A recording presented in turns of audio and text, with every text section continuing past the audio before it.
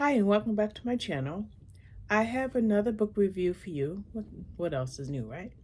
This is for Our Stolen Child by Melissa Wiesner, my first book by her. And let me tell you, this book was unique to me from the concept of a mystery thriller slash kind of like a psychological thriller slash women's fiction slash domestic suspense slash family drama. Why do I say this was unique to me as a book reader, reviewer? Well, we have a case of a woman and her husband. Her name was Quinn and his name was James, and they were struggling to have a baby. They were using in vitro fertilization as a last result, and they had one more embryo. Every previous implantation failed. So they get to the specialist, and she has a look on her face, and they're worried that something happened to the embryo.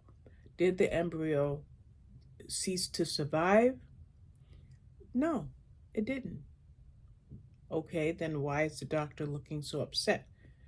Why aren't they going into the exam room? Why are they going into the doctor's office? Why are they sitting across from her? And why is she taking so long to tell them what's up? Okay, Mr. and Mrs. Marcello, I'm so sorry. The lab has made a terrible mistake. We discovered that your embryo was implanted into the uterus of another woman. And there's now an almost 4-year-old child that has been raised by this other woman. The thing is, it's her eggs and his sperm. It's their child. They are the biological parents of this little girl that is calling somebody else mommy. The woman that received the improperly placed embryo is the gestational parent. So we have gestational parent and biological parents. What did I do? I went to Google. Yeah, I had to go to Google. Does this happen? Yeah, it does. Sad but true, it does. Embryos that have been preserved and logged for future use by the donors themselves have on occasion been implanted into the wrong uterus. So, I read about a couple of cases where the biological parents sued the gestational parents for the rights of that child. Not just to say, see that child, but to take that child and raise it as their own, which is the way it should have been. So, let's get back to the story. Quinn and James. Quinn is obsessed with being a mother. Obsessed.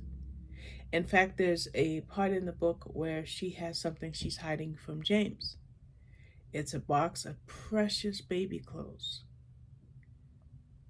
because she's full of hope. She wants to be a mother. She's going to be a mother. Now, what about the little girl? They don't have any more embryos, and their finances are almost completely tapped out. So, what are they going to do? Call the lawyers. Oh, yeah. First thing that Quinn wants is at least to see the child, to meet the child. But that's not enough. She wants custody. How does James feel about it? Well, when you read the story, you'll find out how he feels about it. But for Quinn, just looking at that girl eye to eye, she knows that she wants this child. Now, the little girl is Emily, and when Quinn meets Emily for the first time, they have the same dark curly hair, they have the same eyes, and she knows that this is her daughter. So it's heartbreaking, heart-wrenching, impossible to put down, And it does remind me of My Sister's Keeper by Jodi Picoult, which I did read. Okay? It did remind me of that. And if you Google it like I did, then you realize how much you have to think about the ethics of gestational versus biological. But let's put that in the right order.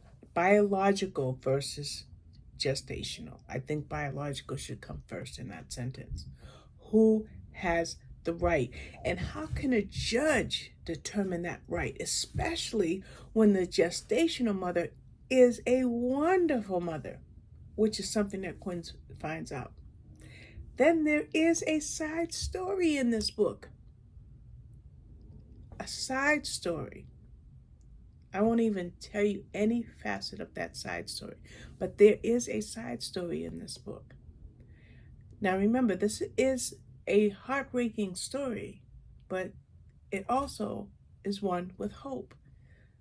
But how can you balance that? Because think of the Bible. Think of the two women, the two prostitutes who went to King Solomon.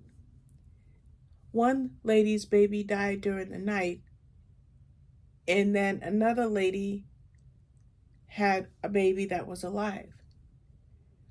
And the lady whose baby died, she wanted Solomon to give that baby back to her because she felt that she didn't lose her baby, that this other woman took her baby. So Solomon says, I'll tell you what, how about we split the baby in half and you can each have half? Well, the mother that said, no, it's better for you to just let the other mother have her, then Solomon knew who the true mother was.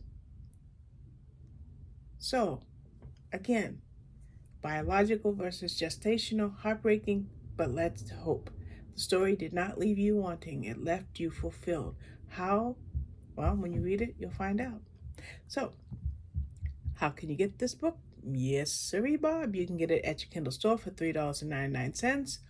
You can get it by Audible. You can get it by paperback, print on demand, or you can get it on Kindle Unlimited.